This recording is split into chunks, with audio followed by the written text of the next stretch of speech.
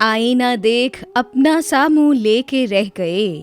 गजल मिर्जा गालिब, आवाज सादिया रफीक, पेशकश दानिस्सरा। आईना देख अपना सा मुंह लेके रह गए, साहिब को दिल न देने पे कितना गुरूर था। कासिद को अपने हाथ से गर्दन न मारिए, उसकी खता नहीं है ये मेरा कसूर था। ज़ोफ़े जुनू को वक्त तपिश दर भी दूर था, एक घर में मुख्तसर सा बयाबां ज़रूर था।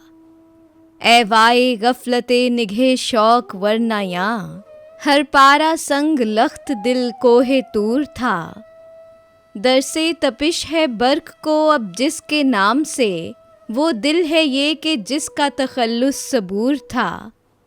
हर रंग में जला असद फितनाए इंतज़ार, परवानाए तजल्ली शम्मे ज़हूर था। शायद के मर गया तेरे रुखसार देख कर, पैमाना रात माह का लबरेज़े नूर था।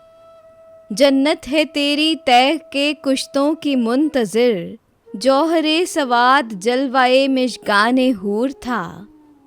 आईना देख अपना सा मुँह लेके रह गए, साहिब को दिल न देने पे कितना गुरूर था।